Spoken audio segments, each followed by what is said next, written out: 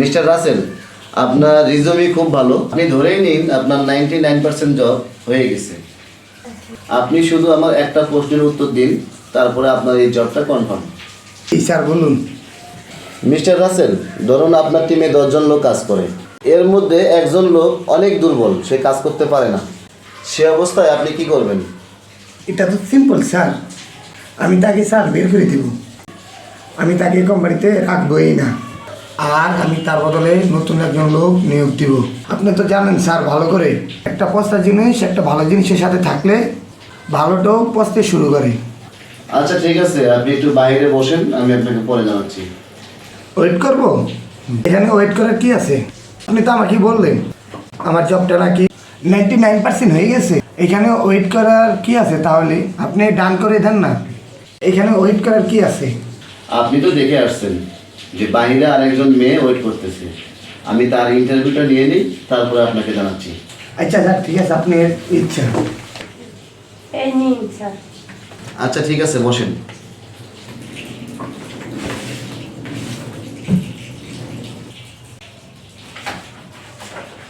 Miss Mahi, আপনার তো রিজমি একদম ভালো না, আর আপনার এখানে 50% চান্স আছে জবটা পাওয়ার। আচ্ছা একটা কাজ করুন, আপনি আমার একটা প্রশ্নের উত্তর দিন, প্রশ্নের উত্তর দিলেই আপনার জবটা এখানে কনফার্ম। হ্যাঁ স্যার, বলেন আপনার প্রশ্নটা কি? ধরুন আপনার টিমে 10 জন লোক আছে, তার মধ্যে একজন লোক দুর্বল, তার জন্য সবার কাজের অসুবিধা হচ্ছে, তখন আপনি কি করবেন? হ্যাঁ স্যার, দেখতে গেলে নিজের লাভের জন্য একে বের করে দেওয়া উচিত। আচ্ছা ঠিক আছে, আপনি বাইরে গিয়ে বসুন, আমি আপনাকে জানাচ্ছি। আচ্ছা ঠিক আছে। আমি ডিসাইড করে নিয়েছি আপনাদের মধ্যে কে জবটা পাবে আর কে পাবে না। তো মিস মাহি, কংগ্রেচুলেশন। অনেক অনেক ধন্যবাদ স্যার। এক মিনিট স্যার, এটা আপনি কি করলেন? স্যার আপনার কথা ভুল হচ্ছে, আপনার আমাকে চাকরিটা দেওয়ার উচিত। আপনি তো বললেন স্যার আমার চাকরিটা 99% হয়ে গেছে, এখানে আমার 1 পয়েন্ট বাকি ছিল, তাহলে আপনি এটা কি বলছেন? চাকরিটা ও পাবে? দেখুন স্যার, হয়তো একদমই নতুন, হয়তো কোনো অভিজ্ঞতা নেই কাজের, আর আমার রেজিউমি তো ওর থেকেও অনেক বেশি স্ট্রং, আর ওর শিক্ষাগত যোগ্যতা আমার থেকে কম। তাহলে স্যার ও চাকরিটা কি করে পায়? আমি মানছি ওর রেজুমি আপনার রেজুমির মতো স্ট্রং না, তবে মিস্টার রাসেল ওকে জবটা দিয়েছি, এর পিছনে একটা কারণ আছে। আপনি বলুন তো, আপনাকে আমি কি প্রশ্ন করেছিলাম? স্যার আপনি বলেছিলেন আমার টিমের 10 জন লোকের ভিতরে একজন লোক কাজ করতে পারেন, আর তাকে আমি কি করব? আর আপনি কি উত্তর দিয়েছিলেন? আমি উত্তর দিয়েছিলাম কোম্পানির স্বার্থে তাকে টিম থেকে বের করে দেওয়া হবে এবং নতুন একজনকে হায়ার করব। Very simple. সেম প্রশ্ন আমি মাহিকেও করেছিলাম, আর মাহি আমাকে কি উত্তর দিয়েছে আপনি জানেন? দেখুন স্যার, হয়তো আমাদের লাভের জন্য তাকে টিম থেকে বের করে দেওয়া উচিত, কিন্তু স্যার এটা ঠিক হবে না। কারণ একটা কথা ভেবে দেখুন, আমরা যদি তাকে টিম থেকে বের করে দেই, তাহলে তার জায়গায় আরেকজনকে হায়ার করতে হবে। তাকে কাজ শিখাতে 2 থেকে 3 মাস সময় লাগবে, তাই না স্যার? আমাদের তাকে শিখাতে হবে, বোঝাতে হবে।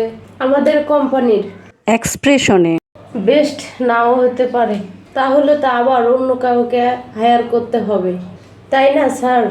আর যদি আমরা আগের জনকে সময় দেই, তাহলে তো আমাদের সেই সময়টাই দিতে হবে, তাই না?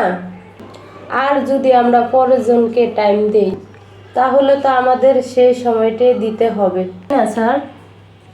যেটা আমরা আগের জনকে দিয়েছিলাম, আর সেও যদি কাজটা না শিখতে পারে, তাহলে কোম্পানির সময়টাই নষ্ট হবে। এরপর আমাদের আরেকজনকে চান্স দিতে হবে, কারণ আমাদের তো সেই ফাঁকা জায়গাটাও ফিল আপ করতে হবে, তাই না?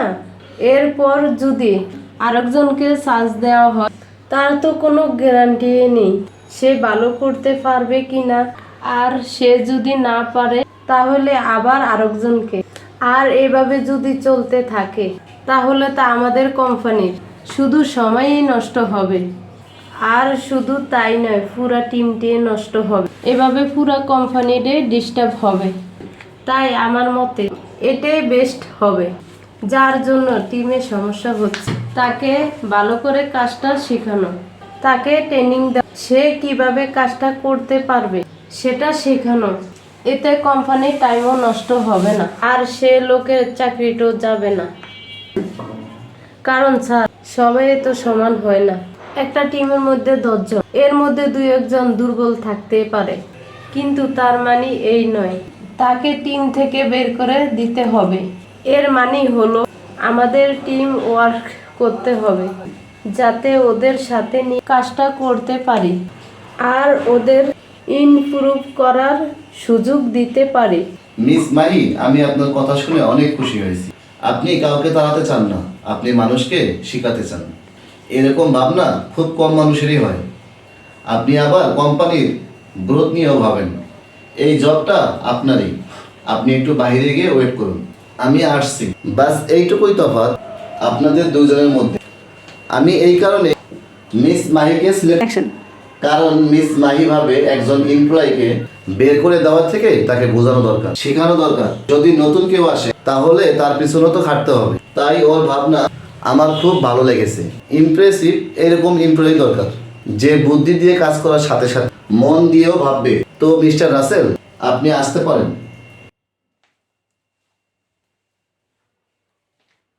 ধন্যবাদ স্যার, আমাকে চাকরিটা দেওয়ার জন্য, আমাকে এই সুযোগটা দেওয়ার জন্য।